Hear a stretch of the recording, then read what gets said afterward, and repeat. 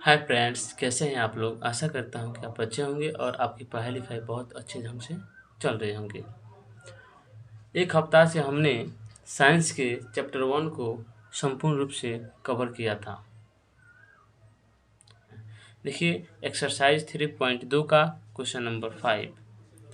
देखिए इसको बनाने का बहुत सारी अप्रोच है, लेकिन हम यहाँ दो मेथड की बात करेंगे। देखिए कैसे। एक आयताकार बाग जिसकी लंबाई चौड़ाई से 4 मीटर अधिक है। सबसे पहले इसको मानेंगे। देखिए यहाँ पे सॉल्यूशन।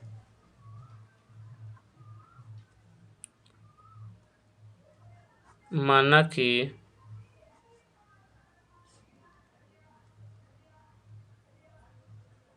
आयताकार बाग की लंबाई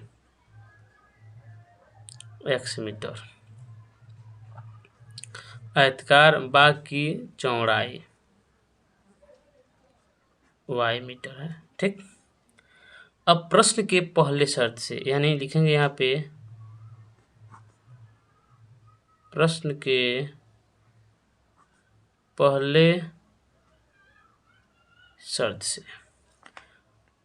प्रश्न का पहला शर्त क्या है कि लंबाई चौड़ाई से 4 मीटर अधिक है, यानी लंबाई जो x है वो y से क्या है 4 मीटर अधिक है। इसको बराबर करने के लिए 4 इसको कर देंगे, यानी अधिक चौड़ाई को कर देंगे 4 मीटर अधिक। ठीक। अब इसको हम क्या करेंगे, x है यहाँ पे तो x लिखेंगे और y को बराबर के इधर लाएंगे तो माइनस में हो जाएगा, और इधर कितना बच गया 4 बच गया। ये हमारा फर्स्ट इक्वेशन हो गया। ठीक। अब लिखेंगे प्रश्न के दूसरे शर्त से। क्या लिखेंगे, प्रश्न के दूसरे शर्त से, दूसरे शर्त से। अब हमारा दूसरा शर्त क्या है, इसका अर्ध परिमाप। देखिए यहाँ पे अर्ध परिमाप 36 मीटर दिया हुआ है। तो हम सभी जानते हैं कि आयत का संपूर्ण यानी पूरा परिमाप क्या होता है। तो आयत का परिमाप होता है 2 इंटू लंबाई प्लस चौड़ाई। लेकिन ये क्या कर रहा है कि अर्ध परिमाप यानी आधा बोल रहा है। तो सबसे पहले क्या करेंगे, इसको आधा कर देंगे। तो इक्वल टू में कितना है, अर्ध परिमाप 36 दिया हुआ है तो 36 लिख देंगे। ठीक। 2 से 2 कैंसिल। तो हमें लास्ट में क्या प्राप्त हुआ, लंबाई। लंबाई को क्या माने हैं हम, लंबाई को हम x माने हैं, और यहाँ पर देखिए लंबाई को x माने हैं, चौड़ाई को y माने हैं। हम यहीं पर इसको पुट कर लेते हैं। ठीक। लंबाई यानी x, चौड़ाई यानी y इज इक्वल टू क्या हुआ 36। ये हमारा सेकंड समीकरण हो गया। अब क्या करेंगे, समीकरण फर्स्ट और सेकंड से। क्या लिखेंगे, समीकरण फर्स्ट और सेकंड से। देखिए समीकरण फर्स्ट एंड सेकंड से। फर्स्ट क्या है, x minus y is equal to 4 यानी 4। सेकंड क्या है, x plus y is equal to 36। ठीक। अब यहाँ देखिए, यहाँ माइनस में y है, यहाँ प्लस में y है, दोनों कैंसिल। यहाँ x और यहाँ भी x, तो दोनों मिलकर क्या हो जाएंगे 2x। 36 और 4 कितना हुआ 40, ये 2 से कट जाएगा। ठीक। अब x बराबर क्या हो जाएगा 20। ठीक। अब क्या करेंगे, x के इस मान को सेकंड या फर्स्ट इक्वेशन में रखने पर आप जहाँ भी चाहे वहाँ भी रख सकते हैं, चाहे आप 1 में रखिए या 2 में रखिए। ठीक, ये आपकी मर्जी है। लिखेंगे, नहीं सॉरी, x के इस मान को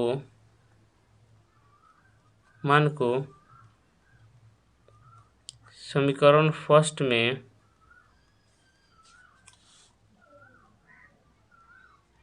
रखने पर, ठीक, समीकरण फर्स्ट क्या है, x minus y equal to 4 है। x के मान यहाँ पे क्या है 20 है। अब इसको हम सॉल्व करेंगे, y जो है इधर जाएगा तो प्लस में y हो जाएगा, इधर जो 4 है वो प्लस में है, जो बराबर किधर जाएगा तो क्या हो जाएगा माइनस में, यानी 20 माइनस 4 हो जाएगा। तो y क्या हुआ हमारा 16 हो गया। y कितना हो गया 16 हो गया। अब यहाँ लिखेंगे हम x यानी लंबाई, लंबाई x इक्वल टू क्या हो गया 20, चौड़ाई y इक्वल टू क्या हो गया 16। ये हमारा आंसर हो गया। ठीक, आप इसका स्क्रीनशॉट ले लीजिए यहाँ से, यहाँ का। ठीक, अब हम इसी क्वेश्चन को एक सेकंड मेथड से सॉल्व करते हैं। यहाँ देखिए, लिखेंगे सेकंड मेथड।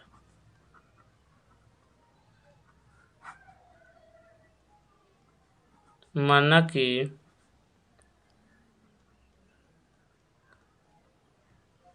आयताकार बाग की चौड़ाई मान लेते हैं,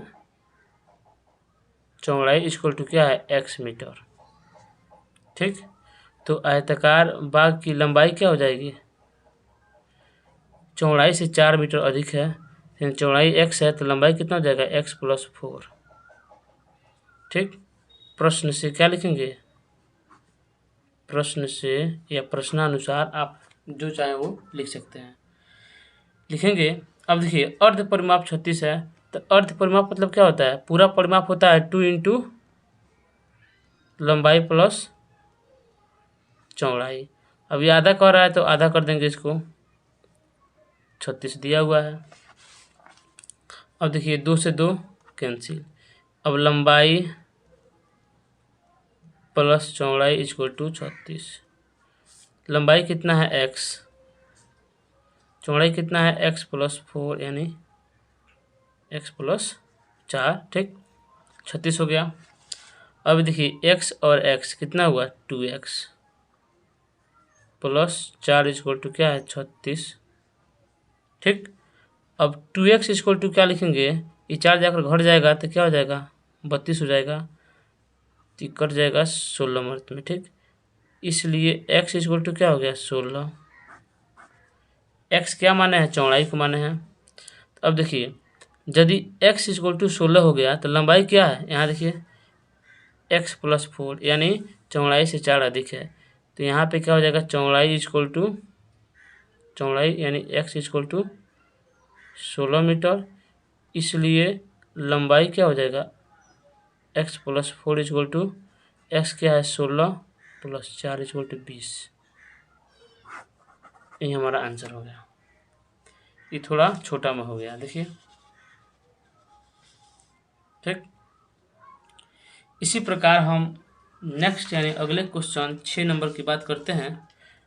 6 नंबर क्वेश्चन आप देखिए कि 6 नंबर क्वेश्चन क्या कहता है। देखिए, एक रैखिक समीकरण 2x plus 3y minus 8 equal to 0 दी गई है। दो चरों में एक ऐसी और रैखिक समीकरण लिखिए ताकि प्राप्त युग्म का ज्यामितीय निरूपण जैसा कि क्या प्रतिच्छेद करती है और समानांतर है और संपाती है।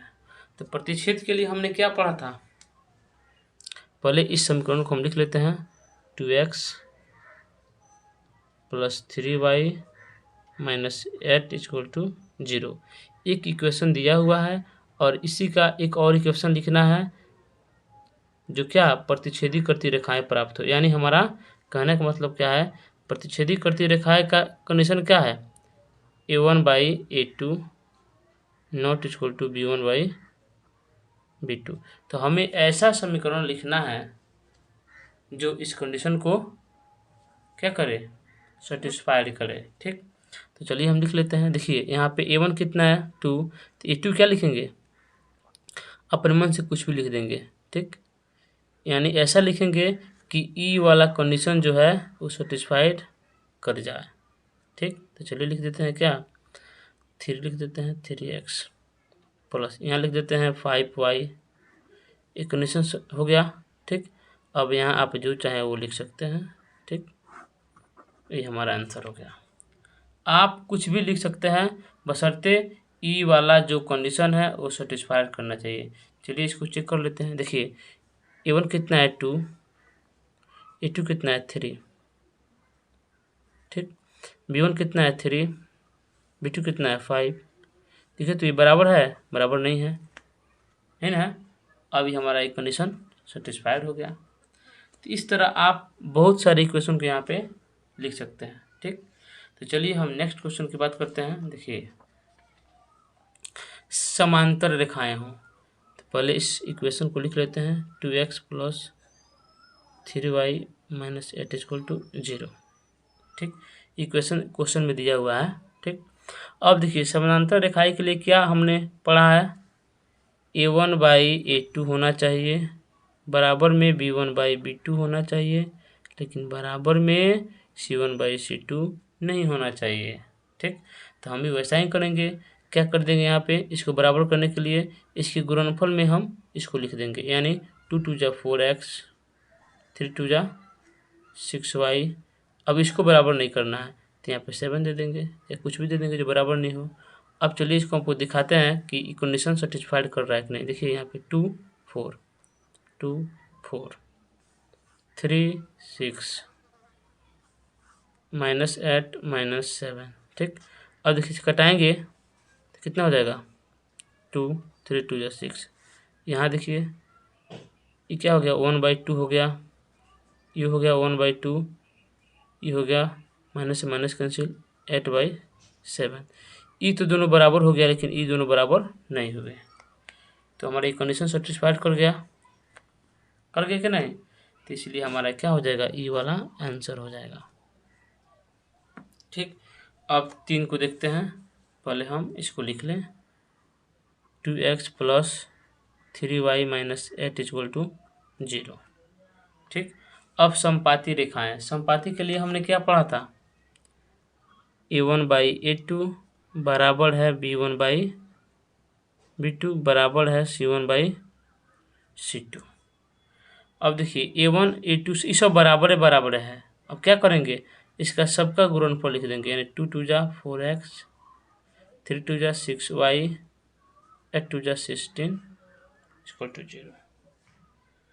आइए हम इसको भी सेटिस्फाइड कराते हैं। देखिए A1 कितना है 2, A2 कितना है 4, B1 3, B2 6, C1 -8, C2 -16। अब देखिए 2 2 जा 4, 3 2 जा 6, 8 2 जा 16। अंत में क्या हुआ, 1/2 is equal to 1/2 is equal to 1/2।